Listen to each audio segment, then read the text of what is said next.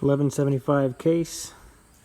3-point hitch does not function properly. It raises at full throttle, but nothing below full throttle. And at full throttle, it raises very, very slowly. This is a problem. Got the seat out, got the valve block out up on top of the transmission, and we're going to dig into it. This is the valve body, 1175 case, for the valve body for the 3-point. And we're going to tear it apart and see what's inside. See if something's sticking in there. We're going to take these 4 bolts out, pop this cover off. There's 3 valves in here.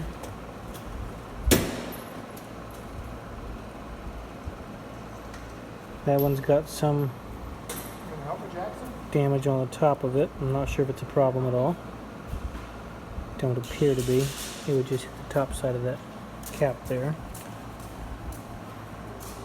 Can't really see down in the hole without a light. I'll get a light in a bit.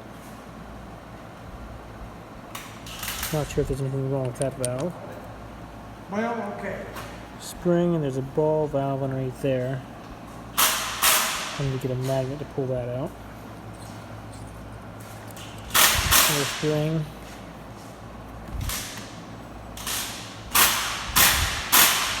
And I'm assuming this is a valve as well.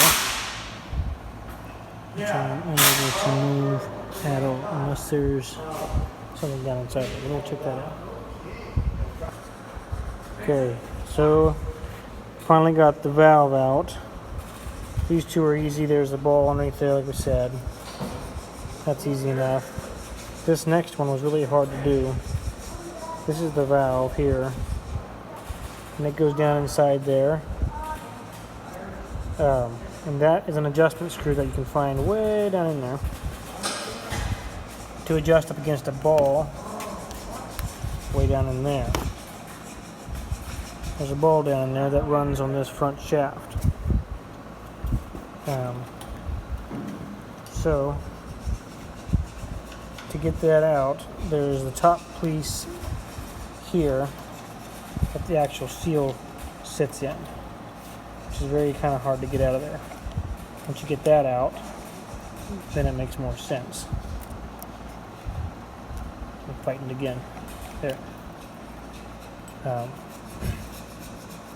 And this spring here goes inside that there to hold it away.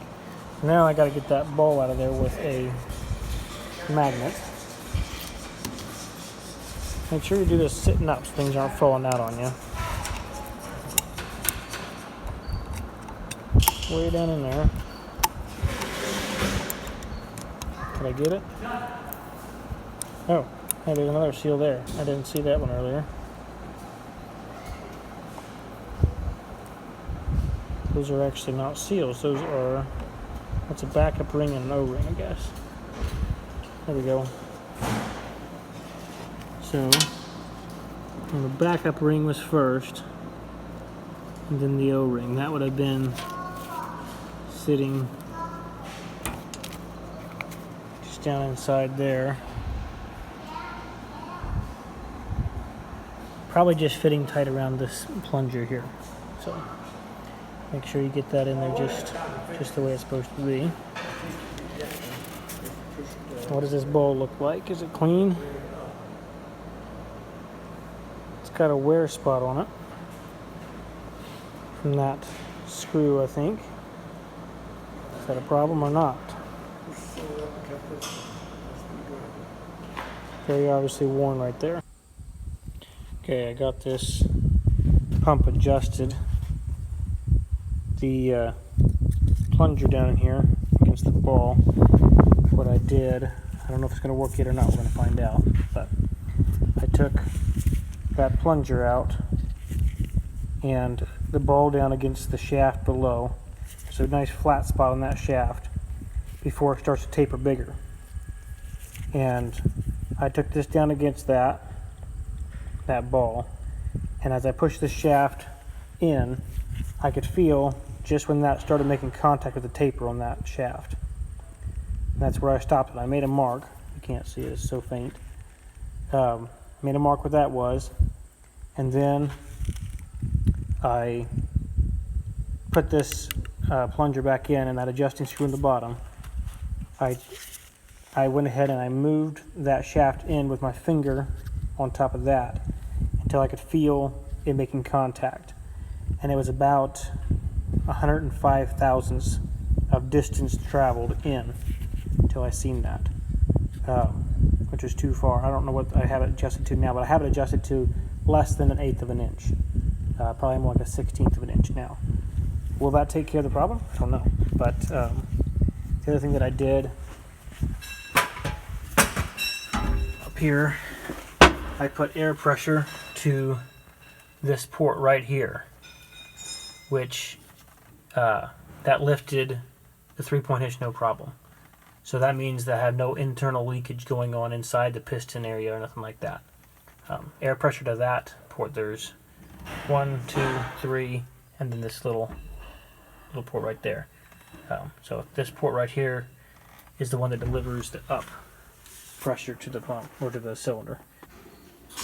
So putting this block back in, there is this linkage back there that we need to screw in. I didn't take a video of it coming apart, but it's the same thing. Push this, hang on here. So push this rod in a little ways. I could have went a little farther, but I didn't want to go too far. Now I need to pull this shaft to the inside.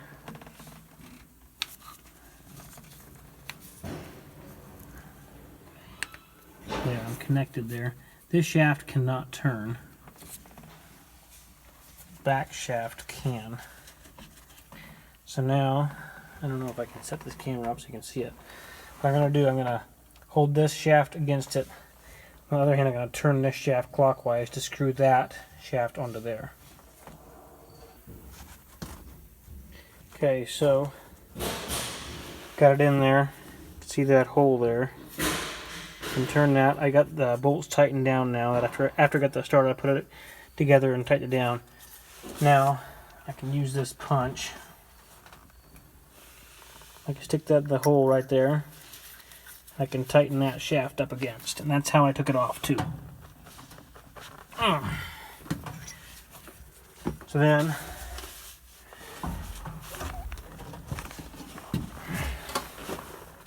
sorry for the shakiness here. Then got to replace the spring. Just gonna take both of my hands. Spring, washer, snap ring.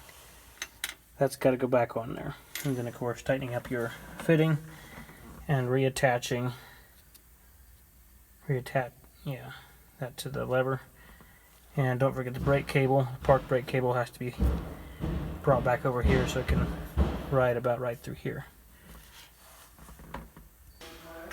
Well, that did not fix it.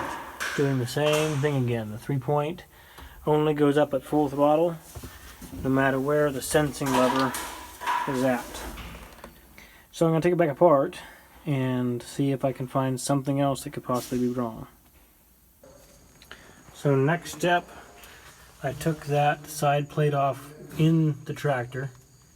Didn't lose any of the parts. I took the back valve out back here. It's kind of hard to see. Had it out earlier, and you've seen it earlier.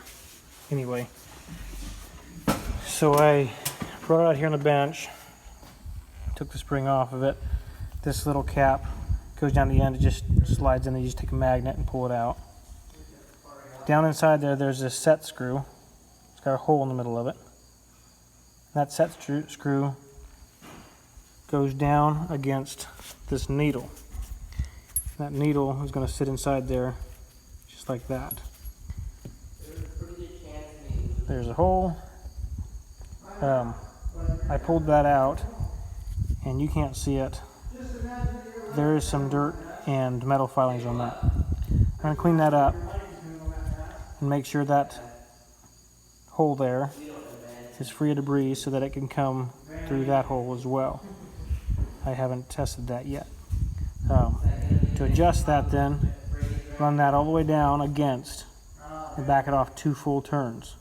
Then put your set screw down against it and tighten it up. and reassemble. Hopefully this is going to take care of a problem.